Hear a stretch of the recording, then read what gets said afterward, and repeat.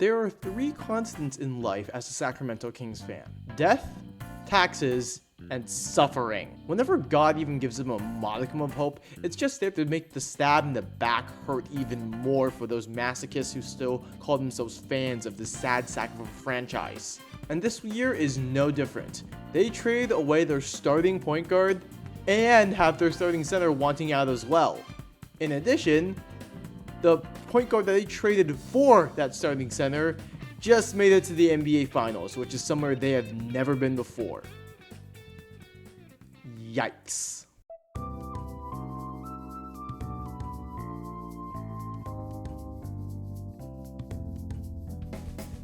Hey everybody, I'm Alex, and today we'll be covering the Tyrese Haliburton trade tree. Today we'll be watching Kings fans trying to kill themselves by chugging bleach, even though they've long since built up an immunity to that. And we'll see the Indiana Pacers pat themselves on the back for a job well done, which, hey, it's better than blowing it up, right? If you don't know, a trade tree is a visual representation of how a singular transaction has evolved over time. Kind of like a family tree, but in reverse. Instead of showing a human's ancestors, it shows a trade's descendants. In this trade tree, we'll learn that good transactions sometimes just don't work out for a team, even if they get everything they need. But before we begin, let's talk about the laughingstock of the NBA, shall we? Of course, when using the word laughingstock, the Kings might not be the first team that comes to mind. Cough, Hornets, cough, Wizards. Ironically, this trade was probably the reason that run of success even happened. And yet we're still laughing at them. Or at least crying for them. But the beginning, right. Tyrese Haliburton was a point guard taken 12th overall in the 2020 NBA draft. Famously, the Kings head coach at the time, Luke Walton, had consulted Golden State Warriors head coach Steve Kerr about the young guard. You might have noticed if you were watching the recent finals, or the 2025 finals, is that Haliburton has kind of a weird jump shot. It kind of looks like he's starting his follow through before the ball leaves his hands. And then when the ball actually does leave his hands, he doesn't finish it. Look, I'm not a huge technical guy, but comparing it to most other NBA guards, it does look a little strange. This tick of his caused concern about his shooting form. The technique behind a three-point shot is basically you want to do something easily repeatable over and over again, so your body will autopilot to doing it whenever you have to take a shot. But Kerr, who is a three-point specialist back in his playing days and has also coached legendary three-point shooters such as Steve Nash, Kevin Durant, Klay Thompson, and that other guy on the Warriors, I forgot his name, that guy, he assured Walton that Hallie's jumper had no problems whatsoever. And that led to the Kings receiving the guard who would end up third place when it came time to vote for Rookie of the Year. Not bad. In his season and a half with the Kings, Haliburton would show flashes of what he would become in the future. He was a depth shooter, hitting around 40% of his threes with about 5 attempts per game. He was a good passer, able to command the offense and generate high percentage looks for his teammates. He had a strong handle that let him get into spots that pressured defenses into sending help that they really shouldn't send against a passer of his caliber. He was really good. And more importantly, when talking about comparisons, he could shoot threes and he was young. You see, the Kings at the time had this other point guard at the time, De'Aaron Fox. He was fine, but he was older and far less accurate from downtown. In addition, Haliburton had the natural passing chops that Fox still doesn't have to this day. So it was a surprise and seen as another bad move for the Kings when they traded away Haliburton.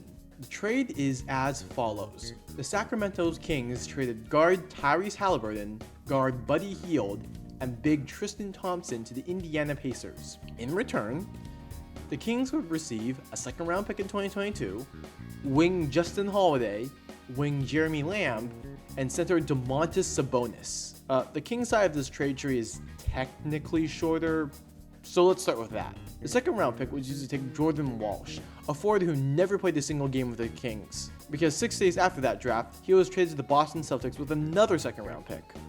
That pick was used to select Anton Watson. First, let's go back to Walsh. He hasn't done much off the bench, but he's impressed enough people to grab an extension and has won the ring with the Celtics in 2024, so that's good.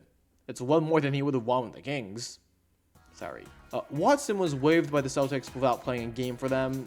but he was picked up by the New York Knicks for bench depth. Now, in exchange for those 2 seconds, the Kings would acquire shooting guard Colby Jones. He was a young depth wing for the Kings and will be included in a 3-way trade. He would be sent with his fellow teammates Alex Len and Marcus Smart of the Memphis Grizzlies to the Washington Wizards. In order, Jones has played 15 games with the Wizards, seeing increased playing time, but not necessarily better stats. He's still with the team. On the other hand, Alex Len is a journeyman center who's been passed around more than a used Toyota. 2 days after the trade, he was waived by the Wizards and he signed with LA, ending his branch of the trade tree. The biggest part of this trade is probably guard Marcus Smart. The point guard was a top perimeter defender in the league, winning Defensive Player of the Year in 2021 and 2022. He did it with the Boston Celtics, and unfortunately for him, he wouldn't stay there for long. When the Grizzlies got him, injuries caused him to fade, and he's only played 34 games with this year. Better than the 20 he had last year, but still a far cry from his prime in Boston. Moving on, the Kings acquired a young power forward named Jake LaRavia, who has a pretty nice 3-point shot. He was 40% on threes last year. That's a nice get, but it's too early to tell whether or not he's going to be a huge asset for them. Finally, the Grizzlies. They got 2 players. First, Johnny Davis, a shooting guard who was immediately waived by the Grizzlies after they got him. As for the second guy, Kings fans, you might want to look away. The second guy was center Marvin Bagley III. And if you don't know the significance, Bagley was selected by the Kings with the 2nd overall pick. He didn't do all that well, fading rather quickly after making the all-rookie team as, well, a rookie. But the big story here is that the player that went right after Bagley was Luka Doncic. Oof. He was taken by the Atlanta Hawks before being traded to the Dallas Mavericks, where he would then be traded to the LA Lakers in that deal. If you want to see me make that trade tree, be sure to hit subscribe and hit that little bell icon next to the button so that you won't miss out on anything I make. Where were we? Oh, right, Bagley, yes. 12 games, 1 start, 4 points a game. I think you guys were expecting this. And that ends the branch of the single 2nd round pick in this trade tree. Don't worry, it gets... Well, it doesn't actually get better, but it gets kind of better. I'll show you in a sec. Now, remember, the Kings grabbed 3 more players. We're going to start with shooting guard Jeremy Lamb. I mean, I say that like there's a lot to talk about. Let's just make this quick. The Haliburton trade was a mid-season trade. Lamb finished the rest of the year with the Kings. He came off the bench for about 8 points a game, which isn't bad, but he got waived this September after. He's had a very successful career in the league, but there isn't much to talk about him in the context of this trade tree. Justin Holiday, the other shooting guard that the Kings got, was a much different story. Holiday, similar to Lamb, had a long career in the league. He's been part of 9 different teams, including the 2015 Golden State Warriors, who won a championship. Hey, he's got a ring. Cool. The championship pedigree led to him being valued as a veteran leader for a lot of teams, including the Atlanta Hawks, who really wanted him. So they traded for him. But for now, this is going to end his part of the trade tree. Holiday's been in the league so long that I could probably make 2 separate trade trees about him, ignoring this one. And also, I have a deadline to hit because there are some 2025 picks here, and I need to get this out before the draft so this isn't obsolete. So like I said earlier, subscribe if you want to see both parts of the Justin Holiday trade tree. I know that doesn't sound like a great thing to talk about, but you'll get to learn how Derrick Rose was sent away from Chicago and how DeMar DeRozan got sent to Sacramento this year. Yeah, he's been in the league that long. But back to our regularly scheduled topic, we're moving on to the final part of this trade tree for Sacramento. Ladies and gentlemen, meet center Domantas Sabonis. He was the reason why the Kings made this trade, and let's be honest, it has worked out pretty good for them. The son of legendary NBA what-if Arvydas Sabonis was selected 11th overall in the 2016 entry draft by the Oklahoma City Thunder. Eventually, he was traded alongside Victor Oladipo, yes, that one, to Indiana for Paul George. Yeah. Crazy, right? He nearly won 6th Man of the Year in his 2nd year in Indiana before snagging back-to-back All-Star nods. His production skyrocketed in his years in Indiana. Looking at a per 100 possession basis, he jumped nearly 10 points between his time in OKC and Indiana. And his passing improved too. This jump in production led to Sacramento targeting him in the trade, and like I said earlier, it really worked out for them. His first full year in Sacramento, Sabonis got MVP votes, another All-Star nod, and made All-NBA third team. He would do this again next year, by the way. The new offense that Mike Brown implemented around Sabonis allowed him to show off his skills on the offense. Calling him Diet Jokic may be a backhanded compliment, but it describes his playstyle fairly well. He's a nightmare inside with a refined postgame to baffle opposing defenders one-on-one. And when you send help, he's got more than enough passing chops to find all of Sacramento's great shooters and stampeders. Monk, Herter, Fox, those teams were really fun to watch. During Mike Brown's first year coaching him, Sabonis and De'Aaron Fox led the Kings back to the playoffs after 16 long years without a postseason berth. They started the tradition of lighting this giant laser every time they won at home. You might have heard of lighting the beam. It was great, but Sabonis was not perfect as a player.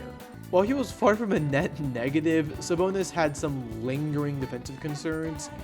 He had trouble protecting the rim despite his height and offensive basketball IQ, which you would hope translated to the defensive side. I'm not sure if the transition to defense was that huge, or whether or not head coach Mike Brown couldn't figure out how to use his gifts on defense. He coached the Warriors to the championship, and I guess he was kind of used to having Draymond Green solving all of their problems. The point is that the center is the most valuable position on the defensive side, and Sabonis didn't really provide too much of that value. It doesn't really matter though, because at the end of the day, Sabonis was a huge pickup for the Kings, and one of the reasons they broke that 16-year-long playoff drought. This is a win for them. Unfortunately, that winning might end soon. There have been mutterings from Sabonis' camp that he wants out after the complete mismanagement of the roster last season that has caused most of the starters from that first playoff run to leave. Nothing has been confirmed, but knowing the Kings' luck, it's not out of the question for something sad to happen to them. So, the Kings lose even when they win, which is on brand for Sacramento. Now, let's move on. How did the Pacers do? Well, before I talk about that, let me just note something. Sabonis is a very well-tenured player in the NBA. He was drafted in 2016. That's 5 years before Haliburton would be drafted. And while trading present for the future, the Pacers managed to extend their window by a long while, with the Kings focusing on the now. This is what I mean whenever I'm talking about strengthening for the present or the future in my intros. But there was one player in the initial deal who didn't fit into the Pacers' timeline. That would be center Tristan Thompson. Similar to Holiday, Thompson has been in the league for a long time. He started his career in Cleveland, grabbed a few Sixth Man of the Year votes, and eventually won a chip during LeBron's return to Ohio. He then left the Cavs, bounced around the league for a few years, and ended up in Sacramento. Thompson would last 9 days in Indiana before getting waived by the Pacers. He's returned to the Cavs, where he's now a bench piece for them. Which brings us to the player this trade was named after, Tyrese Haliburton. Now, your friendly reminder, Hallie was sharing the court with De'Aaron Fox back in Sacramento. He was a talented guard, but his main skill set was when he had the ball. Like Hallie. When Hallie went to Indiana to be their lead guard, his volume went way up, going from 11.5 field goals attempted per game to 15. His three-point attempts jumped from 5 to 7, and his efficiency somehow got better in those years. His effective field goal percentage, a statistic that adjusts threes for being worth more than 2, shot up by 20 points in his time in Indiana compared to Sacramento. That's a huge difference. Every single aspect of his play got better away from Sacramento. Something that's more due to Indiana's good coaching rather than anything Sacramento did, but it's funnier to put that way, so that's what I'm saying.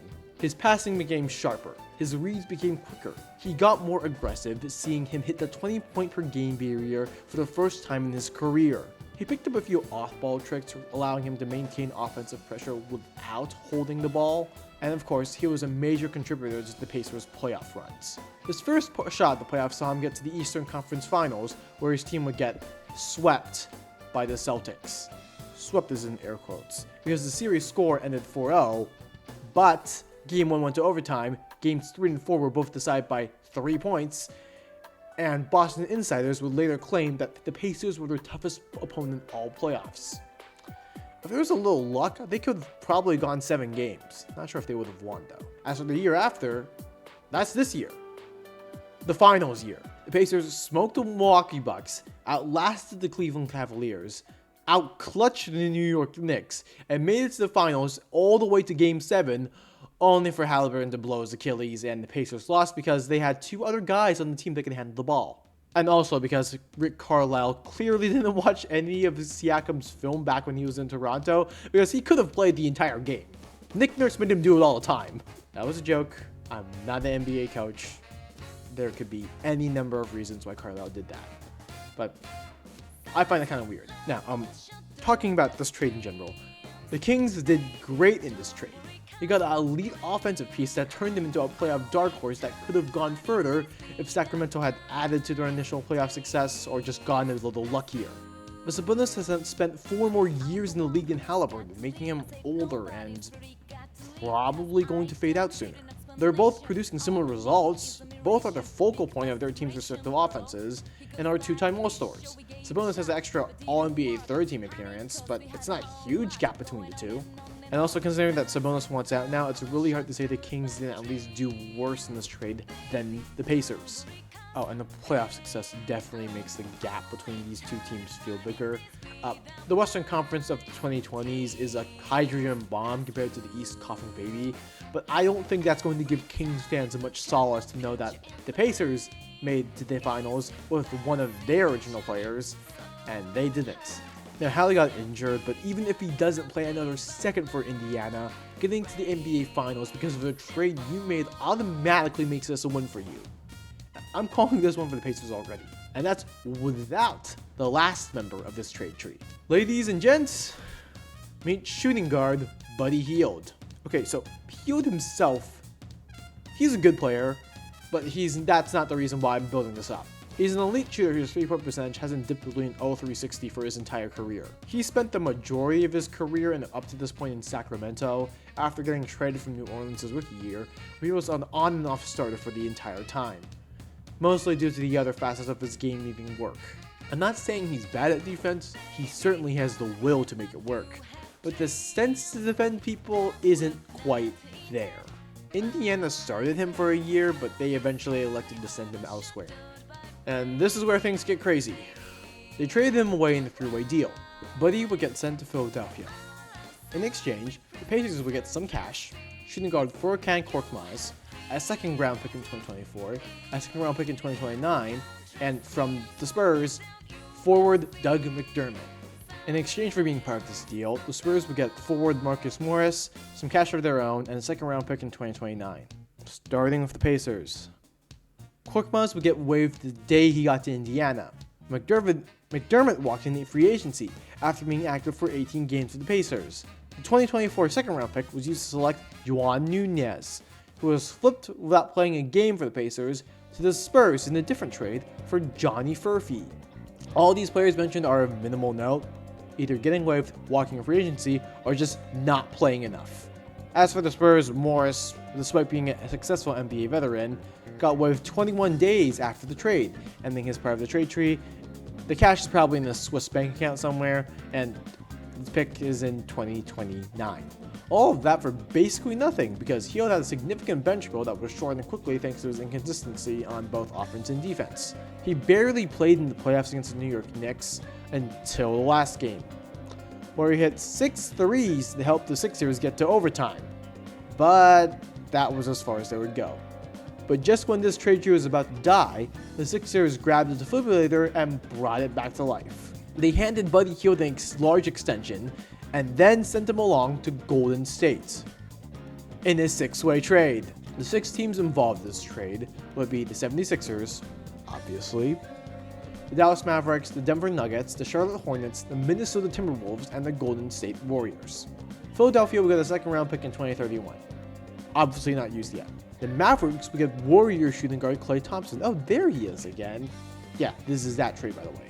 He was fine for the Mavs. He got a shiny new contract after the trade from them. His 3-point percentage was mostly unchanged from his last year in Golden State. He really only joined for the money and for the opportunity to play with Luka Doncic, which, well, it didn't go so well. He's still there, so moving on. The Nuggets would acquire a 2029 second round pick and cash. Not much to say. Charlotte would acquire Denver guard Reggie Jackson and 2 future seconds that haven't been used yet. Jackson would get waived 17 days after he landed in Charlotte. Minnesota would get 2 seconds and cash. If my upload schedule holds up, one of these seconds is actually going to be used the day of this trade tree, so maybe you can second monitor me while watching the Wolves use this pick. And finally, Golden State. This is where Buddy Hield would land, and they'd also get Kyle Anderson, a big from Minnesota. Hield did pretty good for the 2025 Warriors. He went off for his first few games in the Bay before reverting to his normal inconsistent form. If his shot isn't falling, it's really hard to justify playing him over some of the other options Golden State had. He didn't really see consistent minutes until the playoffs, where he drained 5 of 11 threes in Game 2 against the Rockets, and then went 9 for 11 on them in Game 7. Heck, he did pretty well in the next series too, shooting about 50% from 3, but Curry got injured in round 2, and the Warriors weren't going anywhere without him. Still, it looks like he's going to be a nice get for the Warriors, but then again, we will have to wait and see on that. Kyle Anderson was a 3-point shooting big who was pretty good in his time in Golden State, and good enough to get traded. He would get thrown into a 5-way trade blender with the Detroit Pistons, the Utah Jazz, the Toronto Raptors, and the Miami Heat. The Pistons would require Dennis Schroeder, Lindy Waters III, and a second-round pick in 2031. All from Golden State. Schroeder was a fine point guard who bounced around 10 different teams. He shot the 3-ball pretty well. He has a good handle, decent passer. He's a standard point guard who does a lot. On the other hand, Waters hasn't really done that much. Utah will get shooting guards Josh Richardson from Detroit and KJ Martin from Miami, along with some extra cash. Richardson was waived 3 days after the deal, and Martin is a wing who hasn't done much, but he hasn't gotten waived, and he's seen significant minutes, so even a few starts. Toronto would acquire forward PJ Tucker. He lasted 21 days before getting waived, and then was picked up for the Knicks for their playoff run. The Warriors would get Jimmy Butler from Miami. Yes, this is that trade. Butler is legendary in the league for his competitiveness, famously being so pissed at one of his teams, he rounded up a few G Leaguers, basically players who aren't good enough to be in the NBA, sorry to any G Leaguers, and whooped the starters so badly that management traded him within a week. That wasn't just him throwing a temper tantrum, he's actually good. He's made the finals twice, being the lead actor in both trips, before running into the 2 greatest offensive players in a generation that aren't named Steph Curry. Hello LeBron James, hello Nikola Jokic. This season, the Heat were floundering, and Golden State came knocking to try and grab the potential Hall of Famer. It was pretty quiet in the regular season and wasn't too much better in the playoffs, especially after an injury sapped his vertical ability, but he probably has a year or 2 left in him, so this is a wait-and-see asset in my opinion. And that leaves Miami. The Heat acquired a first-round pick in 2025 that's going to be used this year if you see this video the year it was uploaded, Andrew Wiggins, Kyle Anderson, all from Golden State, while also getting guard Davion Mitchell from the Toronto Raptors. Wiggins was the first overall pick who never really lived up to the hype, but the wing was a key piece in the Warriors' 2022 championship run. He did similarly well in Miami, starting all the games he wasn't injured or resting for. Nothing too flashy, but good defense and a consistent finisher at the rim and outside the arc. Anderson, on the other hand, didn't do nearly as well. He had 25 games with 1 start in those games, and he seemed to flounder in the Heat's scheme on both offense and defense. He hasn't been moved yet, but I wouldn't count him out for getting waived. That leads us to Davion Mitchell. He was drafted 9th overall by, the Sacramento Kings. How you doing, buddy? Ready to see another one of your guards fulfill their potential? He was spotty from 3 his first 2 years, before rounding into form his 3rd year, which was just led to him being traded to Toronto. The Raptors then sent him to Miami, where he would be far and away their best player in the playoffs. I mean, the Heat got beat so badly that Shaq on the 06 team could probably feel it, so it really isn't saying that much that Mitchell was the best player, but it gave Miami fans hope for the future, which is something that the Kings fans currently do not have. And like that, this trade tree is complete. Which leads me to my final thoughts. What can we learn from this trade tree? Well, personally, I have 2 takeaways from this. Firstly, don't be a Kings fan. Second, sometimes even when you win, you lose. That's life. The Kings got a great player out of this deal and a whole bunch of assets that I didn't even cover. Remember, Justin Holiday gave them a lot of stuff. I'm sorry for not covering it, but I just can't. And yet, but, the Pacers are the ones who broke to the finals first. And the Kings currently look like an aging, ill-equipped roster for the future. I mean, look, life is really like this sometimes. Sometimes it throws endless curveballs, and when you finally figured it out, bam! 100-mile-per-hour fastball down the middle of the plate. That fastball is one of Haliburton's passes. But I don't think Kings fans are sad to have Sabonis. The whole light the beam thing was probably the coolest thing in the NBA for a while, and the chance for a long-suffering franchise to finally get some joy again.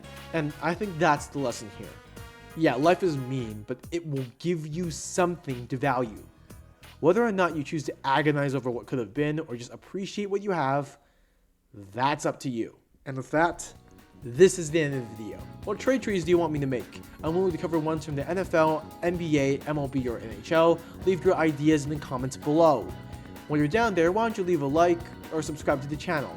It would mean a lot to me, and if you click the bell, you'll immediately get informed about all my trade trees.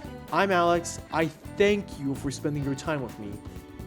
And this is the part of the video where I began ranting about something before I cut myself off in post. Today, we'll be discussing why the hell NBA executives keep trading random role players every week. Seriously, do you really have to make my life this complicated? I have stuff to do. I can't spend all my time tracking your stupid decisions.